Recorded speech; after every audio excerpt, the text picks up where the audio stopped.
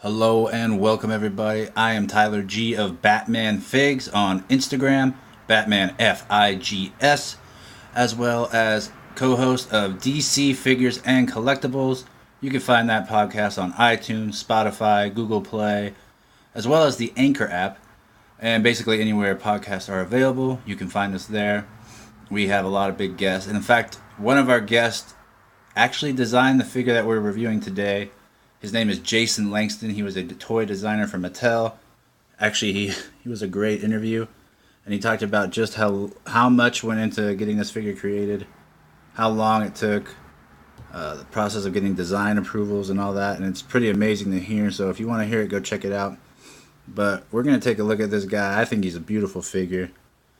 First off the bat, when you take him out of the box, you can feel he's kind of textured, the paint, and it's a matte white, which I really love. It looks good with the glossy gold highlights.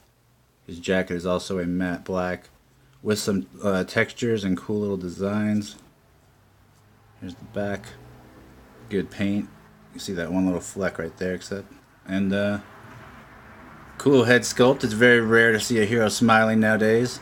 And he comes with two heads, so you could have him like a golden era hero, where they're all happy, or you could have him brooding in more of the 80s, 90s, up to now style. So I'm really just liking the look of this figure overall. Gold highlights are pretty cool. And he has great articulation. We'll get into that. But first I'll show you what you already saw the head sculpt he comes with. He also comes with another pair of hands. They're just more of a grabby style hand. And he has fist. So he comes with two pairs and two heads. And just a great sculpt overall and a great look for a character that doesn't get many figures made of him. So yeah, he can lift his arms up that much. It goes in a 360. He also has bicep pivot. He has single joint elbow, but it does go to about 90 degrees, so that's cool. He has hinged wrist that can rotate. He has an ab crunch that crunches more down than it does back, and his head goes about that far back. Yes. So this is him standing right now, straight up, and he can move his head about that far back and move it that far down. So it does have some room to go back, just not too much.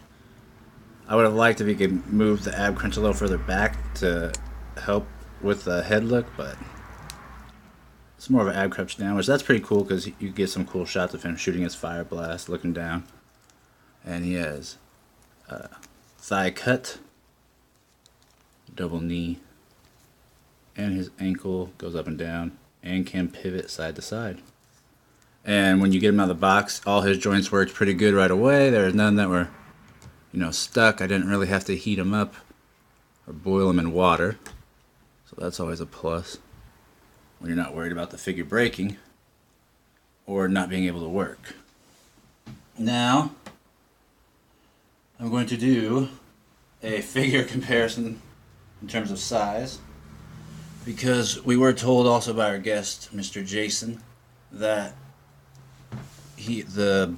the torso is completely brand new and is more small, and he also said that the Batman Beyond figure uses the same kind, so we're going to compare him to a couple Multiverse figures, as well as a Mezco, a Soap Studios, and a Mafex, and SH Figuarts Harley.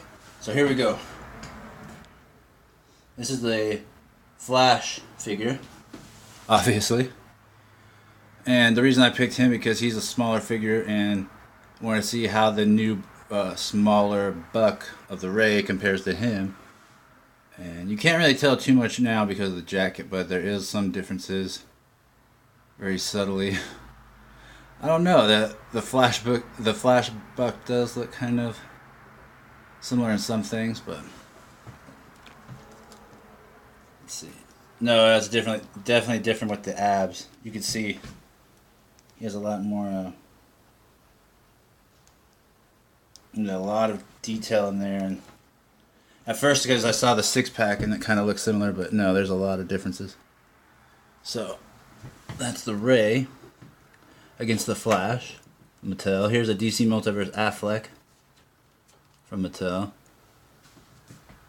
I'm glad you can see it clearly. He is, you can tell he's a lot bigger. Here's a Mafex next to him, and they're about the same size. Here's a Soap Studios Flash, Reverse Flash. He's bigger. Then we have SH Figure Arts Harley Quinn. That looks to scale very well.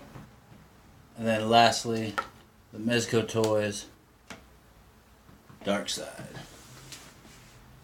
Without his lights on. But yeah, I think this Ray figure is a beautiful figure. I think it's definitely worth getting just to support the Mattel line and the fact that they are making a lot of characters that don't usually get figures or are more obscure instead of just reproducing Batman over and over. Or Superman or Wonder Woman.